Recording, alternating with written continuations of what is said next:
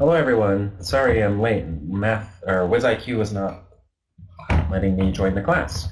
But seems to be working okay now. Yeah, so let's go ahead and get welcome back everybody from the break. How was everybody's break?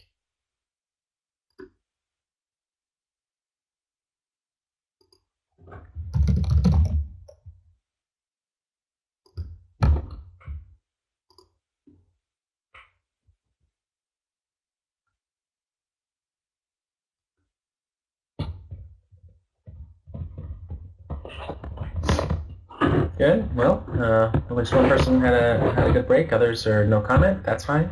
We will, it's a good break to kind of regroup. And now we're really heading into math competition season, and so we're looking forward to that.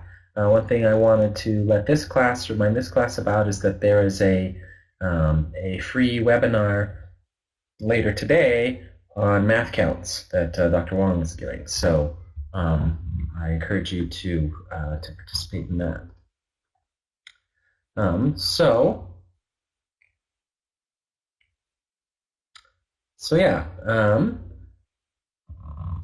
let's go ahead. Are there any questions or anything to get people want to start with?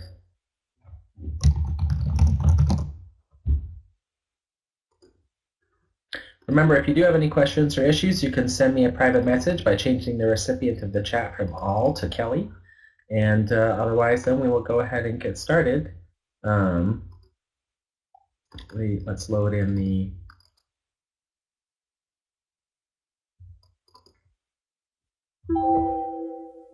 material from the combinatorics that we have been working on. And for your homework over the break, you were to work on the questions in the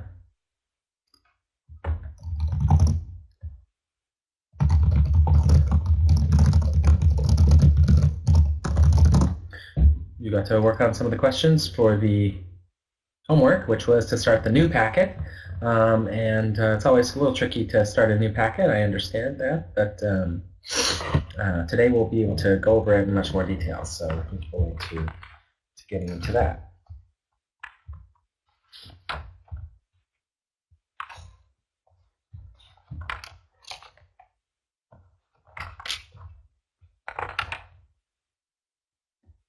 While this is loading up, sorry, it's taking a little bit. Let me remind you that I would like you all to present one of the questions in class. So start thinking about which question that you did that you would like to present the solution to the class. Okay, so it's we have some standard questions here to work on. The things I wanted to mention, though, to kind of get started was to remind ourselves of the problem-solving strategies for combinatorics, kind of get back into things. Combinatorics or counting problem-solving strategies. And probably the most important thing about doing these questions is not actually solving them, but identifying which of the strategies is the one to use and then using it. So I will be asking you, what do you think the strategy will be for this problem and things like that. So there are many different strategies. You can break the counting into independent steps, and then use the product rule. And you can multiply all the different kinds of steps. You can break the counting into cases that definitely cover all possibilities and cover no possibility twice, and then use the sum rule, adding up all the different cases, what happens in all different cases. Remember standard permutation and combination formulas.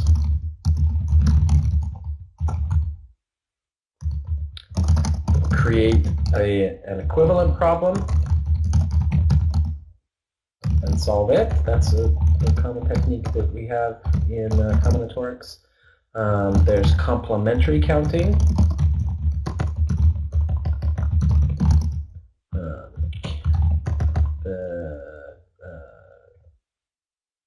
counting what you don't want. There's starting with a much smaller version of the problem and doing the counting by brute force and then looking for a pattern. There are several different strategies that can be used as we approach these problems. Great. So, all right. So go ahead and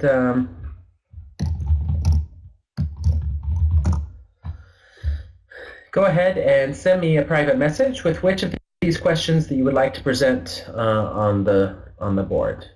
Try to send me a message with the one that you think is sort of the furthest down, the furthest down, the hardest one, and then and also the answer to that question. Okay, so send me the private message to those things.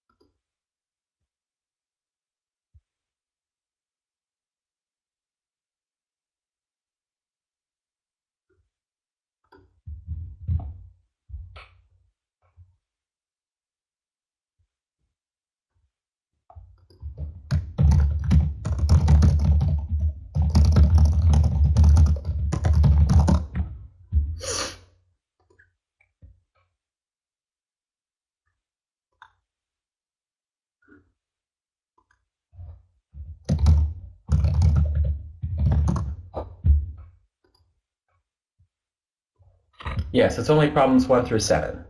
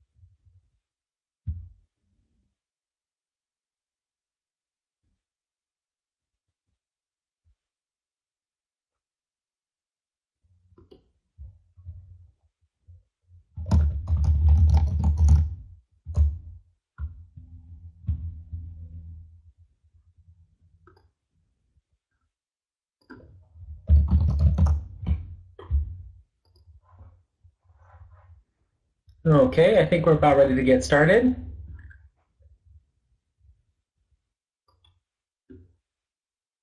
So if I'm chatting with you to go over things and you're still figuring out which one you'd like to present, that's fine. Keep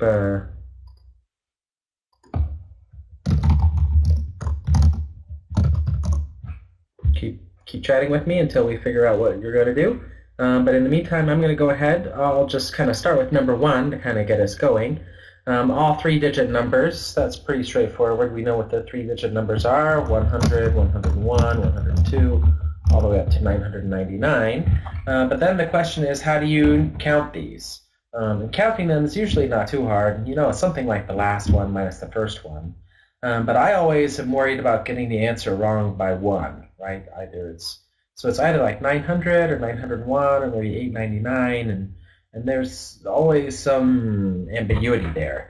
And so there are a few, you want to be careful. Let me show you one technique that I learned that I really like, which is that you can take any list and you can transform the list in any way you want and to try to keep the same amount of numbers. For example, let's take this whole list and subtract 99 from all of the numbers in this list. Then I have 1, 2, 3, all the way up to 900. Right? So if I subtract 99 from all the numbers in this list, I get this new list. This list has the same number of objects as this list, but then this list I know has 900 elements, right? Because it starts at 1 and goes to 900. It counts 1 by 1, so that's pretty straightforward.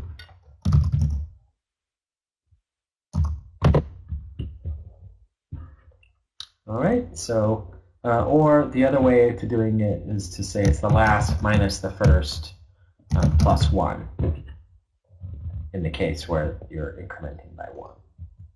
All right, good.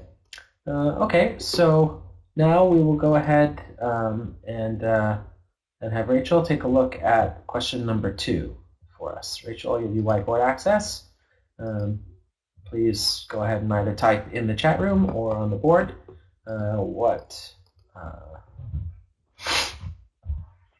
what you got for number 2 here.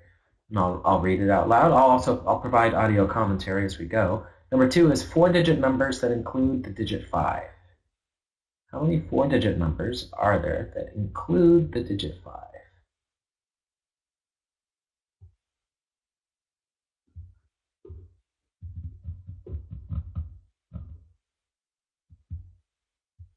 I can also give people audio access if they want audio access. Just let me know.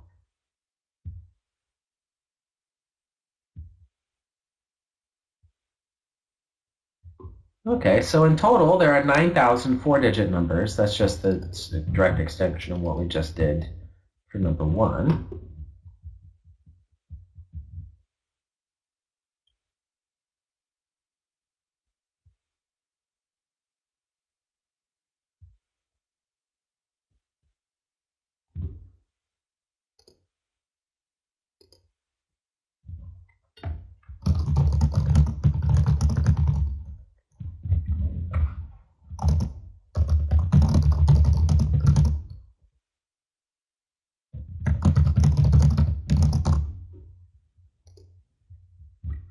And Rachel points out that we can use complementary counting on this. Right, so we can use complementary counting.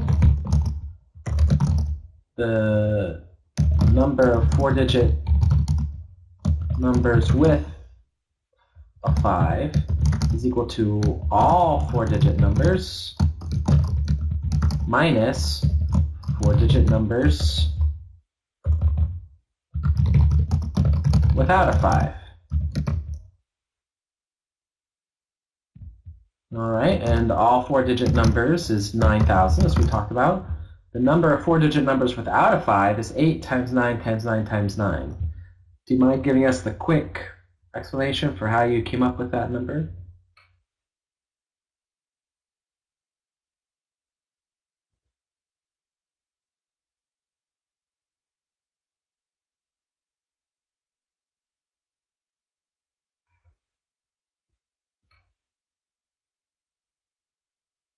How would you count all the 4-digit numbers without a 5?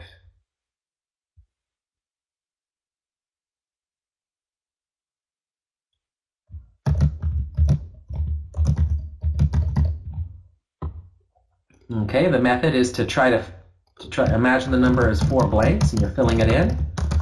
And you say, first step, fill the thousands place. And the thousands place can be, it can't be 0 because then it's not a 4-digit number. And it can't have a 5, but it can have any other number. So there are 8 possibilities. Okay. And then the other digits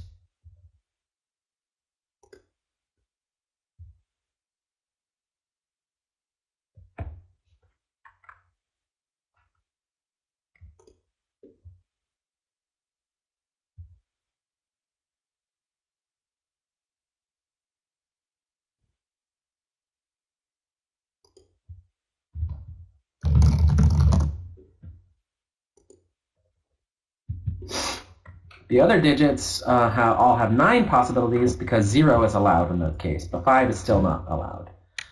Okay, so there's 8 possibilities for the thousands place, 9 for the hundreds place, 9 for the tens place, 9 for the ones place.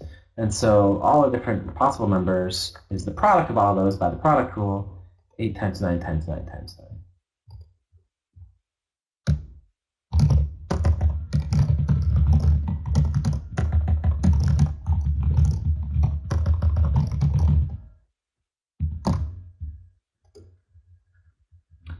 And now, as far as I'm concerned, we're done, right? We've done the counting part.